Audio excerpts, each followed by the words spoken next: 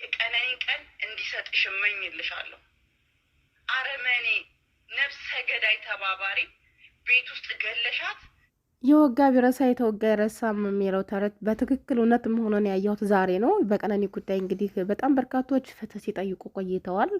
ቢሆንም ግን ያው ሰው ነውና ሰው እንደ ሰው ሰውኛ ይሰለቻል፣ ይደክማል፣ ይዝላል። ሰው ሁሉ ተስፋ ቆርጦ የፍትሁም ሁኔታ እንደምታውቁት እንግዲህ በጣም እየተንዛዛም ስለሆነ ያው ፍትህም ይገኛል ብሎም ተስፋ የማድረግ ነገር እየጣፋ እየተሟጠጠ ተስፋ ሰው ሁሉ ጸጥ ብሏል።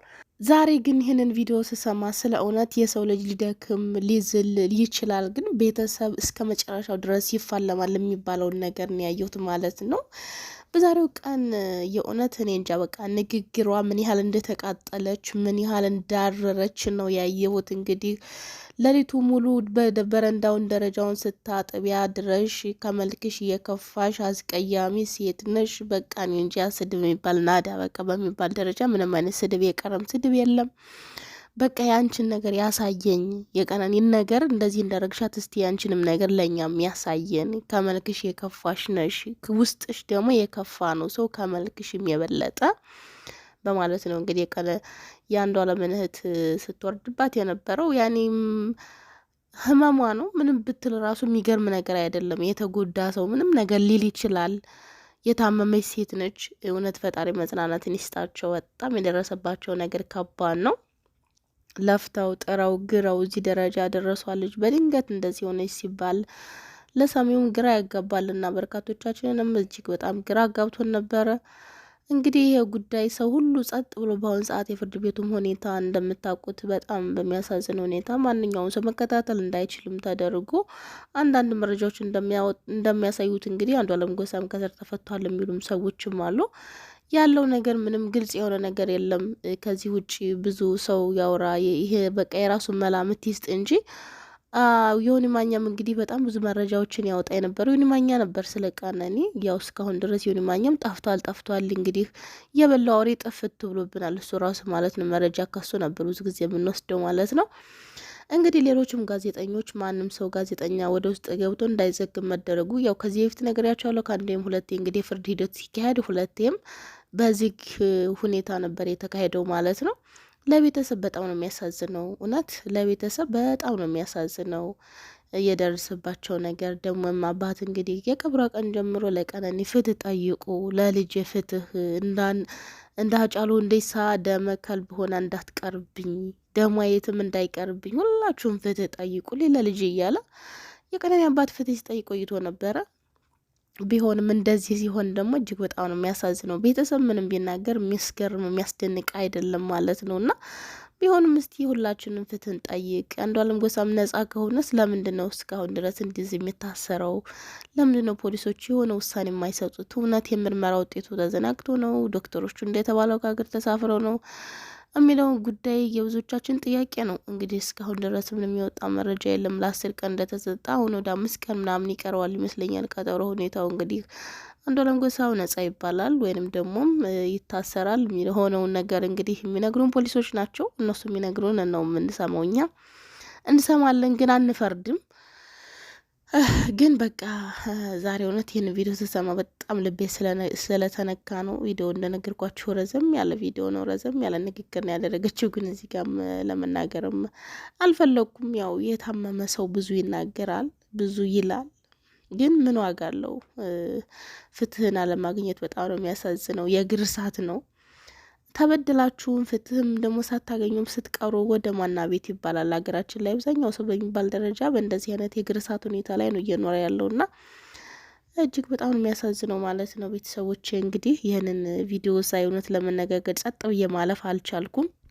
ለሁሉም ለቀነኒ ቤተሰቦች ፈጣሪ መጽናናትን ይስጣቸው፣ ለእሷም ነፍሷን ይማራት፣ የሀዘን ዳርቻ ያድርግላቸው ነው የምለው። እንግዲህ ከዚህ በላይ ምንም ልንል አንችልም። ፍትህ ፍትህ ፍትህ አሁንም ለቀነኒ።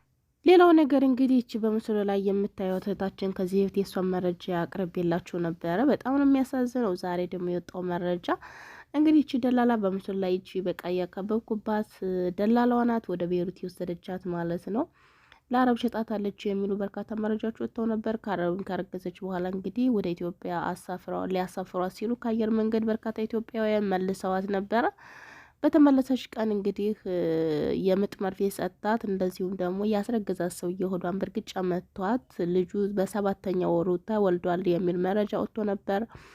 በሌላ በኩልም እንግዲህ አንዳንድ መረጃዎች ከሀገር ቤት እንደመጣች አርግዛን የመጣችው የሚሉ በርካታ መረጃዎች ቢወጡም በዛሬው ቀን እጅግ በጣም አስደንጋጭ መረጃ ወጥቷል።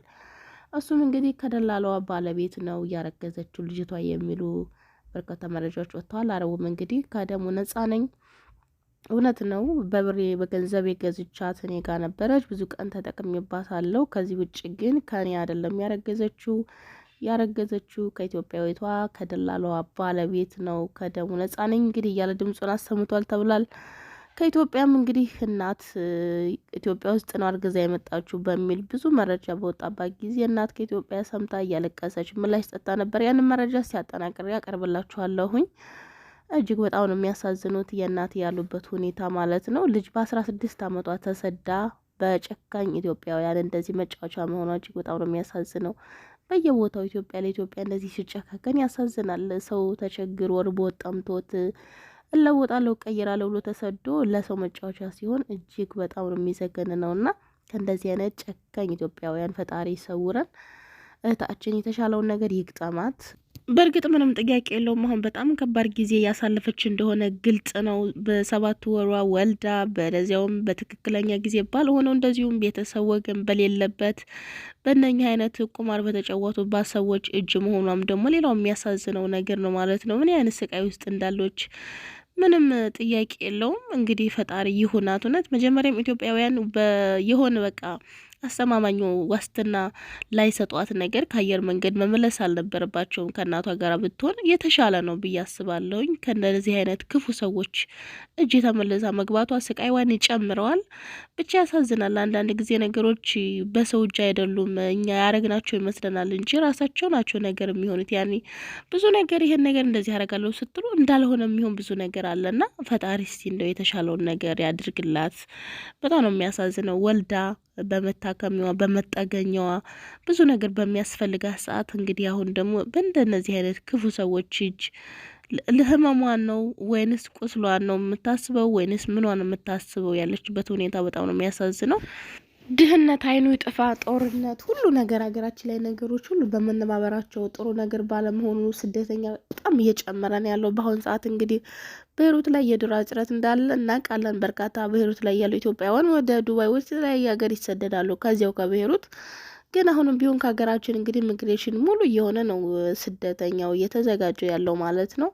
በጣም ነው የሚያሳዝነው። እቺ ልጅ እንግዲህ የ16 ዓመት ልጅ ናት። በ16 ዓመቷ እንግዲህ 26 ዓመቴ ነው ብላ ነው የተሳሳተ ፓስፖርት አውጥታ እርግጠኛ ነኝ የተሰደደችው።